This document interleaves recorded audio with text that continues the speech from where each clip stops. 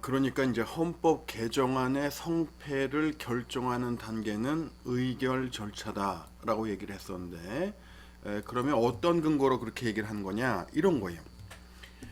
그 헌법 개정안이 의결이 되려면 국회에서 국회 제적의원 3분의 2 이상이 찬성을 해야 되는데, 우리가 이제 통상적인 그 국회의원 선거의 결과를 보면 일단 여당을 기준으로 얘기했을 때 보통 여당이 과반수 이상의 의석을 차지하면 크게 A, B, C, D, F 5개의 학점으로 비유하면은 A 학점에 해당이 되는 겁니다. 그래서 왜냐? 여당이 과반수 이상의 의석을 차지하게 되면 대통령의 정책을 확실하게 국회에서 밀어줄 수 있잖아요.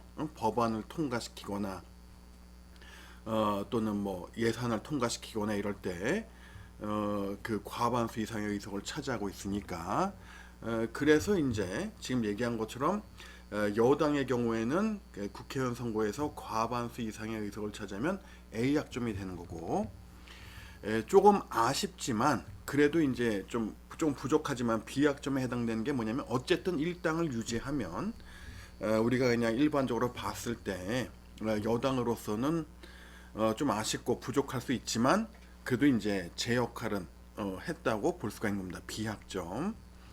그리고 이제 제1당도 아닐 때는 이제 정말 C나 D가 되는 건데, 그럼 F 학점이 있어요. 그럼 어떤 때 F냐? 여러분 아마 감 잡을 겁니다. 100석 미만이 됐을 때. 그러면은 어떻게 됩니까? 그 여당은 100석, 그러니까 100석 미만이 되면은 그 헌법 개정안이 국회 제적의원 3분의 2 이상의 찬성을 얻어야 가결이 되는데, 여당이 이제 100석 이하가 되면은 막을 수가 없는 거예요. 헌법 개정안을 야당이 단독으로 통과시키더라도. 그 다음에 대통령 탄핵도 막을 수가 없죠. 그러니까 100석 이하가 되면, 그러니까 101석 이상이 돼야지.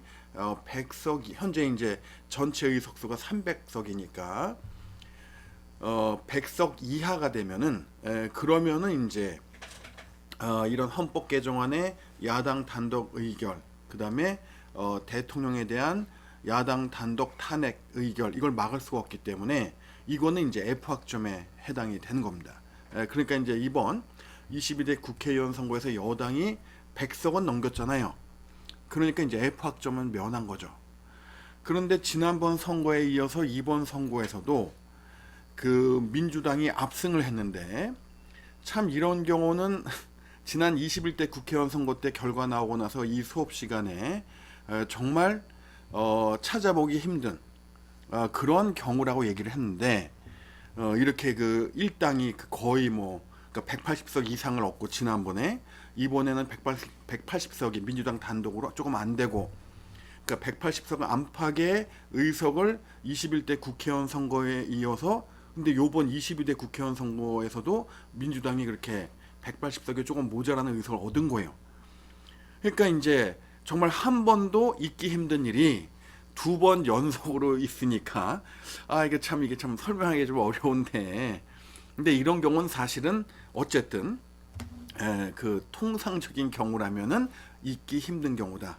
2번 연속으로 있었으니까 이거는 더 있기 힘든 일이 일어난 거잖아요. 그렇죠? 그렇게밖에는 평가할 수 없고, 또 다음번에 어떻게 될지 모르겠지만 상당히 이제 참 이례적인 그런 그 결과가 2번이나 연속으로 일어난 겁니다. 어쨌거나 그렇다 하더라도 지금 지난 21대 국회의원 선거의 경우에는 이제 야당이었던 그 국민의힘의 전신인 한나라당이 어쨌든 100석을 넘겼고, 이번에도 뭡니까 여당인 국민의힘이 100석 이상은 넘겼기 때문에 아무리 뭡니까 180석 안팎의 의석을 얻었다 하더라도 결국은 뭐냐, 헌법 개정안이 의결이 되려면 국회 제적의원 3분의 2 이상의 찬성이 있어야 되니까 200인 이상의 찬성이 있어야 되는 거 아니에요. 그러니까 뭡니까 여야 합의 없이는 헌법 개정안이 국회에서 통과될 수가 없다는 겁니다.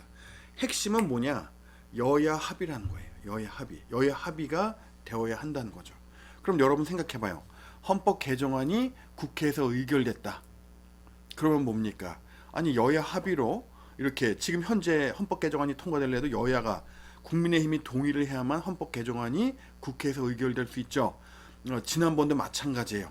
그래서 이렇게 여야 합의가 되어야만 그 헌법 개정안이 의결될 수 있기 때문에 그렇게 의결된 그 얘기는 그러니까 사실상 여야가 합의한 그런 헌법 개정안을 국민들이 국민 투표에서 부결시킬 가능성은 거의 없다. 이렇게 보는 것이 합리적인 추론이 아니겠냐 이런 얘기입니다. 그래서 이제 이런 뭡니까 국민 투표에서는 여야가 합의한 그런 합의해서 의결한 헌법 개정안을 국민 투표에서 부결시킬 가능성은 거의 없다고 보고, 다만 중요한 건 뭐냐, 어쨌든 그 기술적인 요건을 충족시키려면 국회의원 선거권자 과반수 이상의 투표를 해야 되기 때문에 투표 결과는 분명히 과반수가 넘겠지만, 그렇지만 이 기술적인 요건 투표자 수가 반 이상이어야 돼요. 그러니까 요 요건을 꼭 채워야 된다는 거죠. 아무리 찬성자가 많아도 그 투표 수가 국회의원 선거권자 과반수를 넘지 않으면 그때는 뭡니까? 부결될 수밖에 없는 거예요. 그러니까 이제 확정 단계에서 현실적으로 좀 신경 써야 되는 것은 국회의원 선거권자 과반수 이상이 꼭 투표를 하게끔 하는 것이 조금 우리가 좀 유의해야 될 사항이지만, 우리가 현실적으로 봤을 때 헌법 개정안의 성패는 의결 절차에서 정해진다고 말하는 것이 나름대로의 일리가 있는 게 아니냐 이런 얘기입니다. 알겠죠? 자, 그래서 우리가 이제 헌법 개정 절차를 꼼꼼히 살펴봤고요.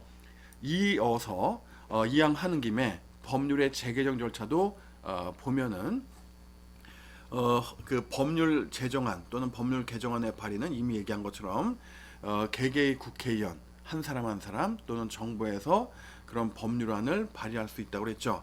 다만 국회의원이 발의할 때는 국회법 79조에 따라서 자신을 포함한 동료 국회의원 모두 10명 이상의 연서가 필요하다. 그러니까 10명 이상의 동의를 자신을 포함해서 얻어야만 국회의원 한 사람 한 사람이 이제 법안을 발의할 수가 있는 겁니다. 그래서 이제 법안이 발의가 되면 국회에서 최종적으로 이제 의결을 하겠죠. 그럴 때 법안이 가결되려면 역시 국회 제적의원 과반수 이상의 투표와, 역시라는 말은 뭐 별로 의미 없어요. 투표 과반수 이상의 찬성이 있어야 돼요. 그래서 물론 이제 헌법 개정 절차보다는 의결 정족수가 완화가 되는 거죠. 그래서 국회 제적의원 과반수 이상의 투표, 출석, 그다음에 출석 국회의원 과반수 이상의 찬성이 있으면 법률안은 가결이 됩니다. 자, 그러면 그다음에 이제 확정 단계, 확정 절차인데 여기서는 이제 경우의 수가 세 가지예요. 세 가지. 우리 헌법은 15일 이내에 대통령이 서명 공포하든가 아니면 15일 이내에 거부권을 행사하든가. 왜 자꾸 말을 머뭇거리냐면 국회로 이제 국회의 제의를 요구한다 이렇게 표현할 수도 있어요. 왜냐하면 헌법에서는 오히려 국회의 제의를 요구할 수 있다 이런 표현을 쓰기 때문에 국회 그 15일 이내에 제의를 요구할 수 있다 이렇게 되어 있는데, 그게 이제 말하자면 법률안 거부권인 겁니다. 같은 의미예요. 그래서 이제 15일 이내에 대통령이 서명하고 그 다음에 이어서 공포하든가 첫 번째 경우, 그다음에 두 번째 경우는 대통령이 거부권 행사하는 거죠. 그래서 15일 이내 해야 돼요. 거부권 행사도 15일 이내에 거부권을 행사해서 국회로 돌려보내는 거죠. 그걸 우리가 환부거부라고 그래요. 환부거부. 알겠죠? 두 번째 경우, 그때는 이제 국회에서 재의결할 수가 있어요. 재의결하면 이때는 재의결과 동시에 법률안이 확정이 되는 거예요. 대통령의 서명을 공포 이런 걸 기다릴 필요 없이 이때는 그 국회에서 재의결하면 재의결과 동시에 법률안은 확정이 된 겁니다. 재의결에 요구되는 정족수는 헌법 개정안, 법률안과의 중간 정도의 난이도예요. 왜냐? 법률안을 국회에서 재의결할 때는 국회 제적의원 과반수 이상이 그 뭡니까 투표를 해야 되는 거죠. 요거는 이제 법률안과 같은데 그런데 이때 찬성이 3분의 2 이상이어야 돼요. 그러니까 국회 제적의원 과반수 이상의 투표와 투표 3분의 2 이상의 찬성이 있어야 법률안이 재의결되고 재의결이 되면 동시에 법률안이 확정이 된다. 그래서 법률안의 재의결은 뭡니까? 법률안의 의결보다는 까다롭고 헌법 개정안의 의결보다는 덜 까다로운 거죠. 약간 중간적인 난이도. 자, 이게 두 번째 경우예요. 그러니까 거부권 행사한 거죠. 근데 이제 세 번째가 있어요. 세 번째 보류 거부. 그러니까 법률안 거부권은 두 가지 형태가 실제로는 있습니다. 하나는 환부 거부, 또 하나가 보류 거부예요. 자, 이거를 우리가 이제 그 어떤 경우를 떠올리면 되냐? 나의 그 유명한 비유 있죠. 수염의 비유. 수염의 비유가 세 가지 경우가 있죠. 처음에 당신은 수염을 기를 거냐, 자를 거냐 할 때 첫 번째 나는 뭐 수염을 기르겠다. 두 번째 나는 수염을 자르겠다. 세 번째가 있다고 그랬죠. 수염의 비유를 든 이유는 세 번째 때문에 그렇다고 했죠. 세 번째 의미는 뭐다? 첫 번째에도 해당이 되지 않고 두 번째에도 해당되지 않는 거죠. 수염을 기르는 것도 아니고 자르는 것도 아니고. 하지만 세 번째 경우에 내 얘기는 뭐예요? 그래도 수염은 잘한다. 나의 이 탁월한 관찰력. 일단 그래가지고 이제 뭐냐면 보류 거부가 바로 세 번째 해당이 되는 겁니다. 자, 무슨 소리냐 하면은 자, 법률안이 국회에 의결돼서 대통령, 그러니까 정부로 이송이 된다고 합니다. 정부로 이송이 되면은 대통령은 15일의 기간 내에 선택을 해야 돼요. 앞서 얘기한 것처럼 대통령이 15일 내에 서명하고 공포하든가 아니면 두 번째는 환부 거부, 법률안 거부권을 행사해서 국회로 돌려보내든가 15일 이내에 그러면은 이제 국회에서는 재의결해서 확정 지을 수는 있다고 그랬죠. 요거. 그럼 세 번째는 뭐냐? 보류 거부인데 이건 어떤 건지 강학상 그 법학계 용어로 이제 법률 용어로 이제 보류 거부라고 하는데 이건 뭐냐 하면은 15일 이내에 서명 공포한 것도 아니고 15일 이내에 법률안 거부권을 행사해서 국회로 돌려보내는 것도 아니에요. 그럼 법률안은 어디에 있겠습니까? 대통령 집무실 서랍 안에 있겠죠. 그리고 15일이 지나면 어떻게 되겠냐 이런 얘기예요. 그게 바로 세 번째 경우고 이런 경우를 우리가 법률 용어로 보류 거부라고 한다 이런 얘기입니다. 그러니까 우리 헌법에서는 대통령의 법률안 거부권 하면 그거는 원칙적으로 환부 거부만을 의미합니다. 원칙적으로 보류 거부는 대통령의 법률안 거부권에 포함이 안 돼요. 원칙적으로 예외가 있다는 얘기죠. 자, 그래서 이 세 번째 경우 어떻게 됐냐? 내가 그때 수염에 비유할 때 법학에서 세 가지 경우에 이것이 쓸모가 있다고 그랬죠. 하나는 입증 책임, 또 하나는 의사 결정, 또 하나는 법의 해석이죠. 보통은 이 세 번째 경우는 보통 법에서 어떻게 될지를 결정을 안 해요. 근데 이거는 좀 특이해요. 워낙 사안이 중대하다 보니까 헌법에서 이런 세 번째 경우에 어떻게 되는지를 분명히 밝히고 있어요. 헌법에서 뭐라고 규정하고 있냐? 15일 이내에 대통령이 서명 공포도 하지 않고 법률안 거부권 행사해서 국회로 돌려보내지 않을 때에는 15일이 지남과 동시에 자동적으로 법률안이 확정이 되는 겁니다. 알겠죠? 그러니까 보류 거부는 인정하지 않는다는 거죠. 이게 그 얘기가 되는 거예요. 15일 경과 시에 아무것도 안 하고 거부권 행사와 동일한 효과가 발생하면은 대통령의 법률안 거부권에 환부 거부만이 아니고 보류 거부도 포함되는 거로 우리가 이렇게 이제 볼 수가 있는데 원칙적으로 보류 거부를 인정하지 않는다는 거죠. 왜? 15일이 경과되면 자동적으로 법률안이 확정이 되기 때문에. 그래서 원칙적으로 우리나라는 보류 거부는 인정하지 않는다. 다만 예외가 있어요. 예외는 뭐냐? 국회의 임기 만료시. 국회 임기 만료시 뭐냐 하면은 국회의원의 임기가 4년 아니에요. 그런데 이제 이게 이제 그 국회의원의 임기가 4년인데 국회의원의 임기 만료시 이러면 그와 같은 의미긴 한데 이게 좀 헷갈릴까봐 그냥 국회의 임기 만료시 이렇게 표현을 한 거예요. 헌법에서 그 말의 의미는 뭐냐? 그러니까 그 국회의원이 선출되면 그 국회는 뭡니까? 4년 동안 그 국회의원들로 구성된 국회는 4년 동안 그 임무를 수행하게 되죠. 그래서 무슨 소리냐면은 이런 그 자 우선 또 용어를 알아야 되겠네요. 회기 계속의 원칙이라는 게 있어요. 우리 헌법에 회기 계속의 원칙은 뭐냐 하면은 그 국회에서 이런 거죠. 예를 들어서 지금 이제 이미 지난데 예를 들어서 뭐 4월 달에 30일 동안 임시회를 개회한 거예요. 30일 동안 활동한 거죠. 자, 그러면 임시회가 개회되는 기간 동안에 예를 들어서 법률안이 상정이 됐어요. 그런데 임시회가 끝날 때까지 그 법률안을 표결을 하지 않는 거예요. 그러면 가부가 결정되지 않은 거죠. 그러면은 그 법률안은 폐기되는 거냐 이런 얘기예요. 임시의 기간이 지난과 동시에 폐기되지 않는다. 그게 바로 회기 계속의 원칙이에요. 우리 헌법 51조에 바로 이러한 회기 계속의 원칙이 명시된 겁니다. 그래서 이건 뭐냐 하면은 국회에 제출된 법률안, 의안은 법률안만 있는 건 아니에요. 그러니까 법률안을 포함해서 이러한 의안, 법률안 기타의 의안은 회기 중에 의결되지 못한 이유로 폐기되지 아니한다 해서 아직 그러니까 그 21대 국회가 임기가 끝나지 않았죠. 그러니까 이제 뭡니까? 그 4년기가 끝나기 전까지만 의결하면 되는 거예요. 그런데 계속 그러니까 임시회 때 의결 못했다. 그럼 그 다음 회기에 결정하면 되는 거예요. 언제까지? 그 국회의 4년기가 끝날 때까지.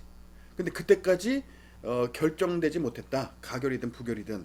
그러면은 그 표결에 들어가지 않았던 그런 안건들은 다 언제 끝난다? 현 21대 국회의원기가 끝나는 만 4년이 되는 날 다 폐기되는 거예요. 종이 휴지 조각 되는 거예요. 그러면은 22대 국회가 이제 개원을 하면 거기서 새롭게 법안 등의 의안을 발의를 새롭게 해야 되는 겁니다. 그래서 4년 동안은 국회의원 임기인 그 4년 동안 그걸 이제 국회의 임기라고 표현을 했는데 국회의원의 임기라고 돼 있네. 이게 내가 국회라고 써놨네. 국회의원 이게 낫죠. 국회의원. 국회의원 임기는 다 똑같이 4년이니까 이게 정확한 표현이네요. 나도 이상하다 했는데 헌법은 제대로 표현하고 있군요. 이런 실수를 가끔 해요. 자 그래서 이제 이것도 왜 이래? 그래서 이제 뭐냐면은 지금 여기 여러분이 이제 보는 것처럼 51조 제1문 이게 회기 계속의 원칙이다. 그래서 해당 뭐 정기회든 임시회든 해당 회기에서 표결하지 않으면 법안이 죽냐 안 죽는다. 그 다음 회기에 표결하면 된다. 언제까지? 국회의원 임기 4년이 만료될 때까지만 표결하면 되고, 근데 그때까지 표결하는 거는 임기 4년 만료되면서 다 폐기되는 거예요. 알겠죠? 다시 한번 얘기하지만 그러면 20대 국회에서 새롭게 법안을 동일한 내용이라 하더라도 새롭게 발의를 해야 된다. 그런데 여기 단서가 있죠. 이 단서 때문에 그런 거예요. 다만 국회의원의 임기가 만료된 때에는 그러하지 아니하다. 그러니까 지금 얘기한 거죠. 국회의원 임기 4년이 끝나면 법안은 다 그때 이제 모든 그 의안이 다 죽는 거예요. 알겠죠? 근데 요 단서 규정과 관련해서 어떤 문제가 있냐 하면은 이런 문제가 있어요. 자, 이제 국회의원 임기가 10일이 남았어요. 10일이 남았는데 국회에서 의결을 한 거예요. 알겠습니까? 국회의원 임기 만료 10일을 앞두고 국회에서 법안을 의결했어요. 그럼 정부로 이송이 되겠죠? 그럼 대통령은 며칠에 그 기간에 어떤 이익을 갖냐? 15일은 주어줘야 되는 거예요. 대통령한테. 그런데 어떻게 돼요? 이 국회는 지금 임기가 10일밖에 안 남은 거예요. 근데 대통령은 헌법상 15일 동안에만 결정하면 되는 거예요. 그럼 어떻게 됩니까? 그냥 서랍에 넣어두는 거예요. 그러면은 그 법안을 의결한 국회는 10일이 지나면서 사라지죠. 그리고 새롭게 이미 22대 국회가 구성이 된 거예요. 11일째에는. 그럼 뭡니까? 이미 이 법안을 의결한 국회는 없어졌으니까 이 법안도 어떻게 됩니까? 죽는 거죠. 그래서 국회의원의 임기 만료 시 언제? 15일이 지나기 전에 국회의원의 임기가 만료될 때에는 보류 거부도 거부권의 효과를 갖는 거죠. 그래서 예외적으로 보류 거부는 요때 인정이 된다 이런 얘기예요. 세 번째 경우는 즉 그러니까 뭐냐면 국회의원의 임기 만료시, 그러니까 15일 되기 전에 국회의원 임기 만료되면은 그때는 보류 거부도 서랍에 넣어둬도 법률안 거부권을 행사한 것과 동일한 효과가 발생한다. 그러나 정보로 이송되고 15일 이상이 남았을 때에는 뭐다? 대통령이 아무것도 하지 않으면 법률안이 죽는 게 아니고 법률안이 오히려 확정이 된다 이거죠. 알겠습니까? 자, 그거. 자, 그 얘기하고. 자, 그래서 이제 다시 이제 이 세 가지 경우를 정리를 하면, 자, 첫 번째 경우는 이제 대통령이 15일 이내에 서명하고 공포, 관보라는 인쇄 인쇄물에 게시하는 거죠. 게재하는 거죠. 그게 이제 공포예요. 그래서 대통령이 서명하고 관보에 게재하면, 관보에 게재하는 게 공포인데 요 두 개 앞에서 15일 이내에 대통령이 서명 공포하면 해석상, 헌법 해석상 대통령 서명 시에 확정된다고 볼 수 있겠죠. 그리고 이제 관보에 게재함으로써 공포 절차를 거치고, 그럼 헌법에 뭐라고 돼 있냐? 해당 법률에서 발효일자를 규정한 경우를 제외하고는 헌법 규정에 의해서 법률안이 공포되면 자동적으로 20일이 지나면 그 법률안이 발효하도록 되어 있다 이런 얘기입니다. 알겠죠? 이것도 헌법에 이런 규정이 있는 거고. 자, 두 번째 경우는 환부 거부죠. 자, 그래서 15일 이내에 대통령이 법률안 거부권을 행사했다 한 경우에, 근데 그럼에도 불구하고 국회가 재의결을 했다. 재의결에 특별히 그런 뭐 15일 뭐 시한이 있는 건 아니고, 국회에서 재의결을 하면은 일단 헌법에 명시된 그 시한이 없다는 얘기예요. 이 얘기는 국회에서 재의결하면 다시 정부로 이송이 되겠죠. 그런데 이미 국회에서 재의결했을 때 법률안은 확정의 효력을 가진다 이 얘기했죠. 그래도 어쨌든 이제 형식적으로 대통령이 서명 공포하겠죠. 근데 요때는 대통령이 5일의 기간밖에 안 주어져요. 그래서 5일 이내에, 15일이 아니고 5일 이내에 서명 공포한 거죠. 이때 서명은 그냥 확인의 의미지 확정 효과는 없어요. 별도로 왜냐면 이미 확정이 됐기 때문에. 그래서 그렇지만 이제 형식적으로 이제 서명하고 공포를 하겠죠. 관보에 게재하겠죠. 그래서 5일 이내에 대통령이 공포를 해야 돼요. 두 번째 환부 거부 법률안 거부권 행사한 경우에는. 근데 5일 이내 안 한다. 뭐 이런 경우를 배제할 수는 없겠죠. 왜? 법률안이 마음에 안 들어서 법률안 거부권 행사한 거니까. 응? 국회에서 재의결해서 정부로 보내더라도 재의송하더라도 대통령이 이럴 수 있는 가능성을 대비해야겠죠. 현실적으로 이런 경우가 생기긴 매우 드물겠지만 어쨌든 중요한 사안이라서 이제 그런 경우를 대비해서 만반의 규정을 둔 겁니다. 그래서 이 경우에 5일 내에 공포 안 하면 그때는 국회의장, 국무총리 아니에요, 여러분. 행정부의 1인자가 안 한 거를 행정부의 2인자가 한다? 말이 안 되죠. 자, 입법부의 수장이, 국회의 수장이, 국회의장이 5일이 지나면 이제 그 공포 권한이 국회의장, 서명 공포의 권한이 국회의장으로 넘어가요. 그래서 국회의장이 서명 공포하면 뭡니까? 공포한 때로부터 20일이 지나면 해당 법률에 별도의 발효일자가 없으면 공포 20일 경과 시 해당 법률이 발효하겠죠. 이거는 다 똑같이 적용돼요. 세 가지 경우에. 세 번째 경우. 자, 보류 거부에 해당이 되는데 원칙적으로 인정이 안 된다. 그래서 법률안은 확정이 되는 거죠. 15일이 지나면 그럼 다시 이제 추가로 대통령이 역시 두 번째랑 같은 프로세스예요. 그래서 5일의 시간이 더 주어지는 거예요. 15일 더하기 5일. 그래서 확정되고 5일 내에 서명 공포해야 되는 거죠. 근데 이때도 안 할 수 있으니까 그 경우에도 그러면 역시 국회의장이 5일이 지나면 서명 공포를 할 수 있게 이렇게 해둔 거예요. 알겠죠? 다시 한번 얘기하지만 원칙적으로 보류 거부는 인정되지 않는다. 그래서 정부로 이송되고 15일이 경과하면 법률안이 확정되게 되어 있다. 이게 원칙. 그러니까 보류 거부 인정되지 않는 거예요. 근데 예외가 있다. 국회의원 그러니까 15일이 되기 전에 국회의원 임기 만료되면은 그때는 법률안이 죽는 거다, 폐기되는 거다. 알겠죠? 이때는 예외적으로 보류 거부가 대통령의 법률안 거부권 행사로 인정이 된다. 이렇게 한 번 더 정리를 했습니다. 자, 그렇죠? 자, 이래서 이제 우리가 헌법에 분류해서 전통적인 분류 방법을 봤고, 자, 이번에는 이제 현대적인 분류 방법인데, 현대적인 분류 방법이 여러 가지가 있어요. 그런데 이제 나는 그냥 맛보기로 하나만 예를 드는데, 지난번에 얘기했죠. 왜 현대적인 분류 방법들이 새롭게 제시가 되냐 하면은 이러한 전통적인 분류 방법이 오늘날에는 그런 분류 방법으로서의 역할이 상당히 약화됐다는 거죠. 왜냐하면 민주주의 국가라고 한다면 모름지기 대부분의 민주주의 국가 헌법은 성문헌법이고 경서헌법이고 민정헌법 또는 국약헌법이다 보니까 이게 뭐 분류 기준의 어떤 의의가 좀 약해졌어요. 그러니까 이제 좀 더 좀 뭡니까 새롭고 좀 더 분류 기준으로서 좀 많이 쓰일 수 있는 적절한 그 기준을 제시해 줄 수 있는 이런 여러 가지 이제 그 방법이 학자들에 의해 제시되는데 맛보기를 하나만 소개하면 이제 나는 개인적으로 그 칼 레이벤슈타인의 존재론적 분류 방법을 이제 예로 드는데 이것은 왜 그러냐 헌법 외적인 이유가 있죠. 그래서 그건 나중에 설명하고 일단 요게 뭐 존재론적 분류 방법 상당히 그 제목이 거창한데 이게 뭐냐 하면은 요거는 헌법 규범과 헌법 현실의 관계를 갖고서 이제 헌법을 세 가지로 나누는 거예요. 그래서 규범적 헌법 가장 바람직한 형태의 헌법이죠.